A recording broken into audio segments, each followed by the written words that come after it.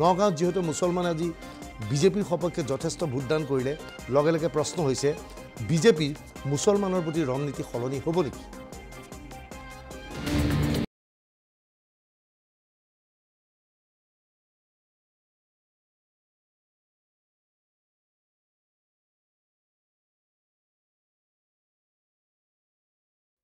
ঘনে ঘনে হিন্দুত্বৰ কথা কোৱা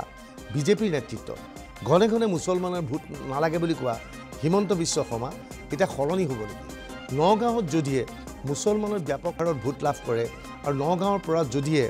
বিজেপিৰ প্ৰাৰ্থী সুৰেশ বৰা বিজয়ী হয় তেনেহ'লে কংগ্ৰেছে হিন্দুত্বক বাই বাই দিব লাগিব আৰু কংগ্ৰেছে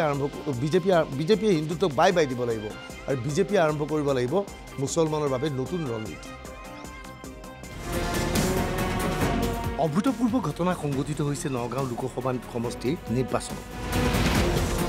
প্ৰথমবাৰৰ বাবে নগাঁও লোকসভা সমষ্টিৰ নিৰ্বাচনত দেখা গৈছে ধৰ্মীয় সংখ্যালঘুৱে মুকলিভাৱে ভোটদান কৰিছে বিজেপি এইবাৰ নগাঁৱত বিজেপিয়ে মুছলমানৰ ভোট পাম বুলি আশা কৰিছে আচলতে মুছলমানৰ ভোট বিচাৰি নগাঁৱত ব্যাপক হাৰত নিৰ্বাচনী প্ৰচাৰ চলাইছিল মুখ্যমন্ত্ৰী ডক্টৰ হিমন্ত বিশ্ব শৰ্মাৰ মন্ত্ৰী পীযুষ হাজৰিকাই নগাঁৱত হিন্দুতকৈ মুছলমান ভোটাৰৰ সংখ্যা প্ৰায় 3 লাখৰো অধিক স্বাভাৱিকতে নগাঁৱত বিজেপি জিকিবলৈ হ'লে মুছলমান ভোটাৰৰ ভোটৰ প্ৰয়োজন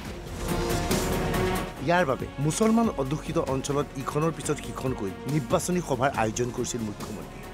শুকুৰবাৰে ভোট গ্ৰহণ সম্পন্ন হোৱাৰ পিছত ধাৰণা কৰা হৈছে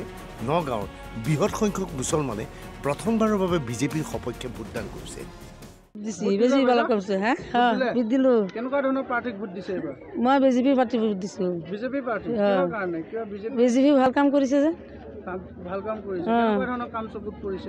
এবাৰ চকুত পৰিছে কাৰণেতো মই ভোটটো দিলো আমাৰ আজি 15-20 বছৰলৈকে কংগ্ৰেছত আছিলোঁ গোটেই মানুহ চবেই কংগ্ৰেছক চাইছোঁ অকলে সিহঁতে আমাক চাইছে কিন্তু ভোটৰ পিছত আকৌ সিহঁতক বিচাৰি নাপাওঁ ভোটৰ আগত সদায় আহি থাকিব যে মোক ভোটটো দিয়ে আমুক দিম তামুক দিম একো নকৰে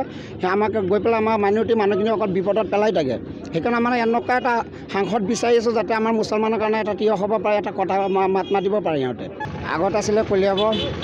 আমাৰ নগাঁও লোকসভা হৈছে আগৰ ধৰক আমাৰ যিজন পাৰ্টি আছিলে সেইজন পাৰ্টি আমাৰ ধৰক ইমান এটা ভাল লগা নাই এতিয়া আমাৰ এনেকুৱা পাৰ্টি এজন বিচাৰি আছোঁ আমাৰ যাতে উন্নয়ন কৰিব পাৰে আমাৰ মাইনৰিটি মানুহটো যিখিনি আছিলে মাইনৰিটি মানুহ চব পিছত পৰি আছে এতিয়া এনেকুৱা পাৰ্টি এটা বিচাৰি আছোঁ আমি যাতে আগলৈ বাঢ়িব পাৰোঁ দিল্লীত যাতে গৈ পেলাই কথা পাতিব শাসন হৈ পেলাই কথা পাতিব পাৰে আমাৰ কাৰণে সেনেকুৱা পাৰ্টি এটা বিচাৰি আছে আমাৰ গোটেই ৰাইজে সেইটোৱে বিচাৰিছে সেইটোৰ কাৰণে আমাৰ এতিয়া গোটেই ৰাইজে বিচাৰিছে আমাৰ সুৰেশ বৰাক লাগে সুৰেশ বৰা পাৰ্টিক আমাৰ থিয় কৰিব লাগে সুৰেশ বৰা আমাৰ গৈ পেলাই দিল্লীত কথা পাতিব পাৰিব আগত যিবিলাক আমাৰ নগাঁৱৰ যি মানে প্ৰাৰ্থী আছিলে সাংসদ আছিলে প্ৰদ্যুৎ বৰদলৈ তেখেতক জিকোৱাৰ পিছত আমি বহুত ৰাইজে চিনি নাপায় তেখেতৰ মুখখনেই কি কেনেকুৱা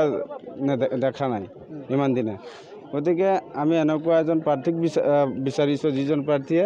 আমাৰ ৰাইজৰ মাজত যাতে সদায় থাকে ৰাইজৰ সুখ দুখ যাতে খবৰ লয় আৰু ৰাইজৰ বিপদ আপদত মানে সাংসদজনক পায় আপোনালোকে যিটো সংখ্যালঘু ভোটাৰ যাক দিব লাগে আমাৰ ৰাইজে ভাবি চিন্তি তাকেই দিছে কিন্তু আপোনালোকে ৰিজাল্ট ওলালে গম পাব কোন ভাল কোন বেয়া নগাঁৱত কি হ'ব নগাঁৱত মুছলমানৰ ভোট যদিহে বিজেপিয়ে পৰ্যাপ্ত পৰিমাণৰ লাভ কৰে তেনেহ'লে প্ৰদ্যুৎ বৰদলৈ বিপদত পৰিব নেকি নগাঁও হেন সমষ্টিত য'ত হিন্দুতকৈ মুছলমানৰ ভোট 3 লাখতকৈ অধিক সেই সমষ্টিত যদিহে প্ৰদ্যুৎ বৰদলৈৰ পৰিৱৰ্তে বিজেপি প্ৰাৰ্থী সুৰেশ বৰা বিজয়ী হয় তেনেহ'লে বিজেপিৰ নীতি সলনি হ'ব নেকি মুখ্যমন্ত্ৰী ডক্টৰ হিমন্ত বিশ্ব শৰ্মাই হিন্দুত্বৰ নীতিক বিশ্বাস কৰে নিজকে হিন্দুত্ববাদী নেতা বুলি পৰিগণিত কৰিবলৈ চেষ্টা চলায় মুখ্যমন্ত্ৰী হিমন্ত বিশ্ব শৰ্মাই প্ৰাৰম্ভিক অৱস্থাত মিয়াৰ ভোট নালাগে বুলি সদম্ভে ঘোষণা কৰিছিল মুখ্যমন্ত্ৰী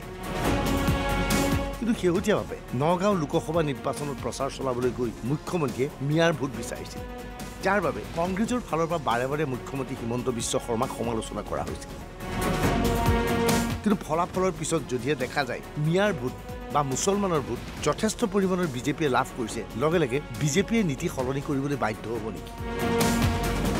বিজেপিৰ ফালৰ পৰা কোৱা হৈছে চৰকাৰৰ বিভিন্ন উন্নয়নমূলক আঁচনি সমানেই মুছলমানসকলে লাভ কৰিছে সেয়েহে মুছলমানসকলে বিজেপিক ভোট দিয়া উচিত বুলি ইতিমধ্যে প্ৰচাৰ চলোৱা হৈছিল নগাঁৱত সংখ্যালঘু ভোটাৰৰ ধাৰণা সলনি হৈছে সংখ্যালঘু ভোটাৰ নিশ্চিত হৈছে দিল্লীত এইবাৰো কংগ্ৰেছৰ চৰকাৰ নহয় এনে অৱস্থাত নিৰ্বাচনৰ প্ৰতি এইবাৰ বিশেষ আগ্ৰহ নাই নগাঁৱৰ সংখ্যালঘু ভোটাৰৰ আজি পুৱাৰ ভাগত দেখা গৈছিল সংখ্যালঘু অধ্যুষিত অঞ্চলত যি ধৰণে ভোটাৰ আহিব লাগিছিল সেই ধৰণে ভোটাৰ আগবাঢ়ি অহা নাই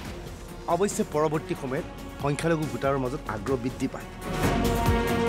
নিৰ্বাচনৰ বতৰ সংখ্যালঘু অধ্যুষিত অঞ্চলত যি পৰিৱেশৰ সৃষ্টি হয় এইবাৰ তেনে কোনো পৰিৱেশ দেখা নগ'ল সংখ্যালঘু অধ্যুষিত অঞ্চলত নগাঁও পূৰ্বে নিৰ্বাচনৰ বতৰত শেষ নিশাৰ খেল খেলে কংগ্ৰেছে ভোটগ্ৰহণৰ আগৰ নিশা সংখ্যালঘু অধ্যুষিত অঞ্চলত ব্যাপক তৎপৰতা দেখা যায় কংগ্ৰেছৰ নেতা কৰ্মীৰ মাজত বিভিন্ন শ্ৰেণীৰ সংখ্যালঘুৰ ভোটাৰক প্ৰলোভিত কৰিবলৈ ব্যাপক হাৰত চেষ্টা চলায় কংগ্ৰেছে কিন্তু নগাঁৱত এইবাৰ পৰিৱেশ পৰিস্থিতি সলনি হৈছে নিৰ্বাচনৰ বতৰত সংখ্যালঘু অধ্যুষিত অঞ্চলত উৎসৱমুখৰ পৰিৱেশৰ সৃষ্টি হয় ভোটগ্ৰহণৰ আগৰ নিশা ঘনে ঘনে ৰাজপথত দেখা যায় মটৰচাইকেলৰ গতিবিধি জুম বান্ধি বাহৰ পাতে মুছলমান যুৱকসকলে কংগ্ৰেছৰ সপক্ষে ভোটদান কৰিবলৈ নিশাৰ ভাগত এক জনমত সৃষ্টি হয় কিন্তু নগাঁৱত বৃহস্পতিবাৰে নিশা এনে কোনো পৰিৱেশ দেখা নগ'ল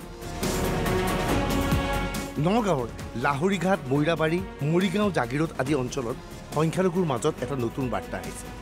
এই বাৰ্তাটো হৈছে এটা মথাউৰি এক বৃহৎ অঞ্চলত এটা মথাউৰি নিৰ্মাণ কৰা হৈছে এই মথাউৰিটোৰ ওপৰত এটা পকী পথো নিৰ্মাণ কৰিছে হিমন্ত বিশ্ব শৰ্মাৰ নেতৃত্বাধীন চৰকাৰখন এই মথাউৰি নিৰ্মাণ হোৱাৰ লগে লগে অঞ্চলটোত বানপানীৰ সমস্যা আঁতৰি গৈছে হিমন্ত বিশ্ব শৰ্মাৰ নেতৃত্বত চৰকাৰ অহাৰ পিছত নগাঁৱৰ এই সংখ্যালঘু অধ্যুষিত অঞ্চলত এইবাৰ বানপানী হোৱা নাই যাৰ ফলত প্ৰতিদান স্বৰূপে একাংশ সংখ্যালঘুৱে এইবাৰ মুকলিভাৱে ভোটদান কৰিবলৈ বিজেপিৰ কাষলৈ আহিছে আমাৰ মৰিগাঁও নগাঁও জিলাত আমি বানপানী প্ৰায় মুক্ত কৰিলোঁ গতিকে ডেফিনেটলি মই আকৌ কৈছোঁ আমাৰ অঞ্চলৰ জনসাধাৰণে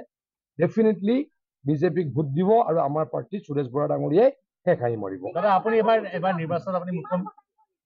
মই 100% নিশ্চিত ডেফিনেটলি আমাৰ দলৰ প্ৰাৰ্থী সুৰেশ বৰা ডাঙৰীয়াই নগাঁৱত জিকিব কাম নকৰা মানুহক নগাঁৱৰ ৰাইজে বেয়া পায় আৰু নগাঁৱৰ লগত যাৰ কোনো সম্পৰ্ক নাই নগাঁৱৰ মাটি পানীৰ লগত যাৰ সম্পৰ্ক নাই তেওঁলোকক ডেফিনেটলি নগাঁৱৰ ৰাইজে ভোট নিদিয়ে যোৱাবাৰৰ কাহিনীটো অলপ বেলেগ আছিলে যোৱাবাৰো নগাঁৱৰ মাটি পানীৰ লগত সম্পৰ্ক নথকা মানুহক নগাঁৱৰ ৰাইজে বিশেষকৈ লাহৰীঘাট আৰু যমুনামুখৰ ৰাইজে ভোট দিছিল এইবাৰ যমুনামুখ সমষ্টিটো আমাৰ নগাঁও সমষ্টিত নাই লাহৰীঘাটলৈকে এদিনো নগ'ল তেওঁলোক আৰু লাহৰীঘাটত ওলোতে আমি যথেষ্ট কাম কৰিলোঁ গৰাখহনীয়াৰ অতি গভীৰ সমস্যা আছিল সেই সমস্যা নাইকিয়া কৰিলোঁ বানপানীৰ সমস্যা নাইকিয়া কৰিলোঁ গোটেই মথাউৰিৰ ৰাস্তা পকীকৰণ কৰিলোঁ ডেফিনেটলি সকলো মানুহে মই আকৌ কৈছোঁ ডেভেলপমেণ্টৰ কাৰণে সকলো মানুহে এইবাৰ বিজেপি দলক ভোট দিব নৰেন্দ্ৰ মোদী ডাঙৰীয়াৰ হিমন্ত বিশ্ব শৰ্মা ডাঙৰীয়াক হাত শক্তিশালী কৰিবলৈ সকলো ওলাই আহিছে সকলো ওলাই আহিব আৰু সুৰেশ বৰা ডাঙৰীয়াই ডেফিনেটলি জিকিব শুকুৰবাৰে পুৱাৰে পৰা অভাৱনীয় দৃশ্য দেখা গ'ল নগাঁৱৰ বিভিন্ন প্ৰান্তত ৰকিবুল হুছেইনৰ দুৰ্গ পৰিস্থিত চামুগুৰিত এইবাৰ বৃহৎ সংখ্যক মুছলমানৰ ভোট বিজেপিৰ সপক্ষে অনুৰূপ ঘটনা সংঘটিত হ'ল কংগ্ৰেছৰ ঘাটিৰূপে পৰিচিত লাহৰীঘাটত মৈৰাবাৰী অঞ্চলত মুকলিভাৱে সংখ্যালঘুৱে ভোট দিলে বিজেপি লাহৰীঘাটৰ এটা মথাউৰিয়ে পৰিৱেশ সলনি কৰিছে সংখ্যালঘুৰ মাজত ধাৰণা কৰা হৈছে নগাঁও লোকসভা সমষ্টিত প্ৰায় 20% অধিক সংখ্যালঘুৰ ভোট এইবাৰ বিজেপিৰ সপক্ষে গৈছে অৱশ্যে সেয়া সঁচা নে মিছা সেয়া 4 জুন তাৰিখে প্ৰমাণিত হ'ব কিন্তু বাস্তৱিকতে যদিহে সেয়া প্ৰমাণিত হয় তেনেহ'লে নীতি সলনি কৰিবলৈ বাধ্য হ'ব বিজেপিয়ে কিন্তু তৎসত্ত্বেও কংগ্ৰেছে আশা কৰে প্ৰকৃততে গ্ৰাউণ্ড ৰিয়েলিটি সেয়া নহয় সংখ্যালঘুৰ ভোট পোনে পোনে কংগ্ৰেছে লাভ কৰিছে সংখ্যালঘুৱে বিজেপি অথবা AIDFক অগ্ৰাহ্য কৰিছে বুলি ধাৰণা কৰে কংগ্ৰেছৰ নেতৃত্বই এইবাৰ মানে অনুমানটো অকণমান কৰিব নোৱাৰি মানে বিজেপি মাইণ্ডেড যিবিলাক লোক আছিলে সেইবিলাকো এইবাৰ কংগ্ৰেছক ভোট দিব কাৰণ ইয়াৰ কেণ্ডিডেটজনক খুব বেয়া পালে তেওঁলোকে ভাবিছে যে আমি আঙুলিটোৰে সেই পাপৰ ভাগি নলওঁ যেনেকৈ আপোনাৰ ৰত্নাকৰ দস্যুৱে যে বিভিন্ন ধৰণেৰে নিজৰ ল'ৰা ছোৱালীক ডকাইতি কৰি আনি খুৱাইছিল পিছত যে ল'ৰা ছোৱালীয়ে যে ক'লে যে আপোনালোকৰ দায়িত্ব আমাক খোৱাটো কিন্তু চুৰ ডকাইত কৰি যিটো পাপ কৰিছে সেই পাপৰ ভাগি আমি নহওঁ সংখ্যালঘু ভোটাৰে বিজেপিক এইবাৰ অস্পৃশ্য বুলি ভবা নাই নগাঁৱত সংখ্যালঘুৰ মাজত একাধিক সভাৰ আয়োজন কৰি সফল হৈছে মুখ্যমন্ত্ৰীৰ বক্তব্যক বিশ্বাসত লৈছে সংখ্যালঘু ভোটাৰে নগাঁৱৰ বিজেপি প্ৰাৰ্থী সুৰেশ বৰাৰ দুটা দিশ আছে এটা ধনাত্মক দিশ এটা ঋণাত্মক দিশ ধনাত্মক দিশ এইটো যে সুৰেশ বৰা কংগ্ৰেছৰ জ্যেষ্ঠ নেতা আছিল কংগ্ৰেছত থকাৰ অৱস্থাত নগাঁৱৰ মুছলমানসকলৰ কাষত আছিল সুৰেশ বৰা। সেইজন সুৰেশ বৰা শেহতীয়াভাৱে বিজেপিলৈ আহিলে। সুৰেশ বৰাক নগাঁৱৰ মুছলমান জনসাধাৰণে বিশ্বাসত লয়। সেয়েহে সুৰেশ বৰাৰ সপক্ষে একাংশ মুছলমান আগবাঢ়ি অহাটো সত্য। চামগুৰিৰ ভিতৰুৱা অঞ্চলৰ ভোট কেন্দ্ৰৰ কাষতো দেখা গ'ল বিজেপিৰ টেবুল আছে। বিজেপিৰ সংখ্যালঘু নেতা আগবাঢ়ি আহিছে নিৰ্বাচনৰ বতৰত। কিন্তু সুৰেশ বৰাৰ ঋণাত্মক দিশ এই যে সুৰেশ বৰা এটা সময়ত আলফা সদস্য আছিল। সুৰেশ বৰাৰ বিৰুদ্ধে ধন দাবীৰ অভিযোগ উত্থাপন হৈছিল। এইটো সুৰেশ বৰাৰ ঋণাত্মক দিশ বুলি ক'লে ভুল কোৱা নহ'ব। কিন্তু নিৰ্বাচনত এই দিশটোৱে প্ৰভাৱ পেলাই নে নাই সেয়া কিন্তু প্ৰশ্নৰ বিষয়। সুৰেশ বৰাক আমি ভাবিছিলোঁ এখন অলপ ফাইট হ'ব বুলি, কিন্তু আজি মই নিশ্চিত যে আমি বহুত ভোটৰ ব্যৱধানত জিকিম, ভাবিব নোৱাৰে। কংগ্ৰেছে ভবাৰ দৰে সংখ্যালঘু ভোটাৰে নগাঁৱত পোনছাতে অগ্ৰাহ্য নকৰিলে AIDFক। সংখ্যালঘুৰ এটা অংশৰ ভোট লাভ কৰিবলৈ সক্ষম হ'ল আমিনুল ইছলামে। আমিনুল ইছলামৰ প্ৰয়াত পিতৃ এগৰাকী ধৰ্মগুৰু হোৱাৰ বাবে যথেষ্ট প্ৰভাৱ আছিল। চৰ অঞ্চলৰ সংখ্যালঘু ভোটাৰে এইবাৰ ভোট প্ৰদান কৰিলে আমিনুল ইছলামক। আমিনুল ইছলাম বিজয়ী হ'ব পাৰিবনে নাই সেই কথা এতিয়াও স্পষ্ট হোৱা নাই। কিন্তু আমিনুল ইছলামে যদিহে সংখ্যালঘুৰ বৃহৎ সংখ্যক ভোট লাভ কৰিবলৈ সক্ষম হয় তেনেহ'লে প্ৰদ্যুৎ বৰদলৈ বিপদত পৰাটো নিশ্চিত। এতিয়া প্ৰশ্ন হৈছে আমিনুল ইছলামে কিমান ভোট লাভ কৰিব? আমিনুল ইছলাম প্ৰথম স্থানত থাকিব পাৰিব নে আমিনুল ইছলামে 2 লাখৰ অধিক ভোট লাভ কৰিবলৈ সক্ষম হ'ব? যদিহে AIDFৰ প্ৰাৰ্থীজনে 2 লাখৰ অধিক ভোট লাভ কৰে তেনেহ'লে স্বাভাৱিকতেই লাভান্বিত হ'ব সুৰেশ বৰা। কিন্তু সকলো কথা স্পষ্ট হ'ব 4 জুনতহে। Bureau' report NB news.